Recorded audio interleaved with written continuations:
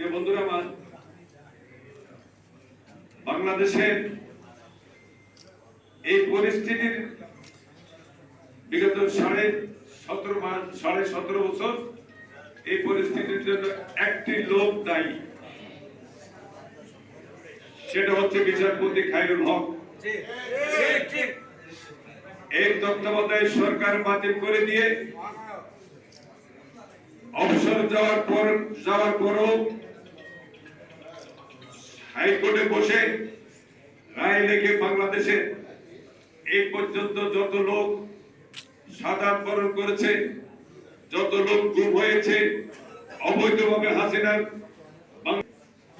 পালাতে না পারে তাকে তত্ত্বাবধায়ক সরকারের আইন বাতিল করার পিছনে কি কারণ ছিল, কি উদ্দেশ্য ছিল এবং কি কারণে সে বাতিল করে বাংলাদেশে এই পরিস্থিতি সৃষ্টি করেছে এবং তাকে সেই জবাবদিহিতার মধ্যে আনতে হবে। বেগমপতি বক্সিবাজারের স্পেশাল ট্রাইব্যুনাল কোর্টে রায় দিয়েছেন কিসের ভিত্তিতে, কার আদেশে, তারপর সেটা প্রিন্ট এবং ইলেকট্রনিক মিডিয়ার মাধ্যমে এরকম প্রেস কনফারেন্স করে প্রকাশ করতে হবে, তারপর আইনের আওতা আনতে হবে। কারণ হাসিনা যাদেরকে দিয়ে এই সমস্ত তার আকাম করেছে আর নিজে তারা সুযোগ সুবিধা নিয়েছে। হাসিনা বলেছে তারা রাষ্ট্রের প্রজাতন্ত্রের কর্মচারী, হাসিনা তাদেরকে বেতন দিত না, হয়তো তাদের সত্যের পথে থাকতো, সকলের ট্যাক্সের পয়সা তারা বেতন খেয়ে এদেশের নির্বিচারে জনগণের অন্যায় অবিচার করেছে।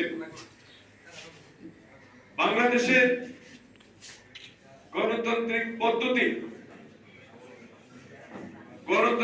পদ্ধতির একটা মহিলা মেম্বার পর্যন্ত নির্বাচিত হয়নি 17.5 বছরে। প্রত্যেকটি জায়গায় তারা তাদের সবই সিস্টেম, কিন্তু সবই তাদের কাগজ তৈরি ছিল, বিকেল বেলায় সেই রেজাল্ট প্রকাশ করা হতো। এইভাবে রাষ্ট্র তারা ধ্বংস করে দিয়েছে। সামাজিক যে একটা দায় দায়িত্ব আছে, সমাজ যারা পরিচালনা করে গ্রামে গঞ্জে, তো আমরা গ্রামের এমপি ছিলাম, আমরা গ্রামের রাজনীতি করি অধিকাংশ সময়, যদিও ছাত্র জীবনের সমস্ত মূল্যবান সময় ঢাকা কাটিয়েছি, কিন্তু যখন এমপি হয়েছি তখন তো আমাদের গ্রামে যেতে হয়, উপায় নেই। মাসের মধ্যে 3-4 বার বা 10-15 দিন গ্রামে থাকতে হয়। সেই সুবাদে গ্রামের যে একটা সামাজিকতা আছে, সেই জিনিসটুকু পর্যন্ত তারা দুঃসাহস করে দিয়েছে। এখন দেখা গেছে যে লোক জীবনে মেম্বার হওয়ার কল্পনা করতে না, সে হয়ে গেছে উপজেলা চেয়ারম্যান। উপজেলার চেয়ারম্যান জামানত বাজেয়াপ্ত হয়েছে ভাইস চেয়ারম্যান, সে হয়ে গেছে এমপি। এই যে একটা রাজনীতির যে একটা চর্চা, সেই জিনিসটা হাসিনা ধ্বংস করে দিয়েছে। সত্যিকার অর্থে হাসিনা এবং হাসিনার পিতা কখনো গণতন্ত্র বিশ্বাস করে নাই। ৭০ সালে নির্বাচনের পর সর্বপ্রথম শেখ মুজিবের আমলে ৭৩ সালে নির্বাচন হয়েছে। বরং শেখ মুজিবুর রহমান এই ছোটখাটো একটা দল সৃষ্টি হয়েছিল জাসদ।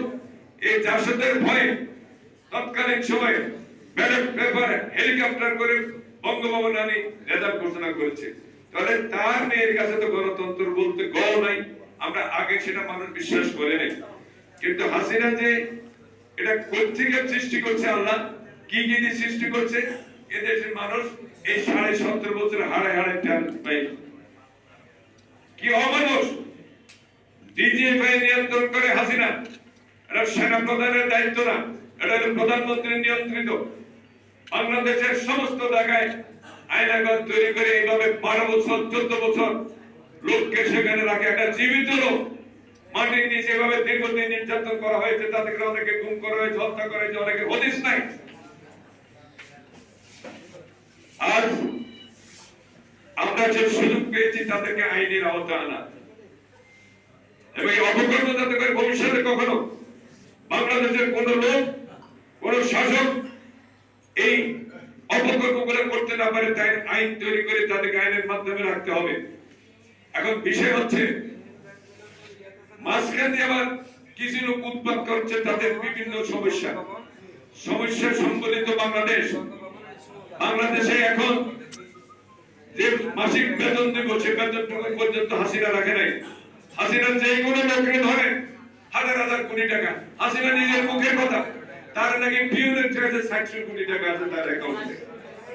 400 কোটি টাকাতে হাসিনা নিজে বলছে ফরমান, ইনফরমাল কত টাকা আছে সেটা তো আপনি আরো ভালোভাবে জানেন, আর তার মালিকের কাছে কত টাকা আছে সেটাও সবাই জানে। আল্লাহ তাআলা হিসাব দেখছেন।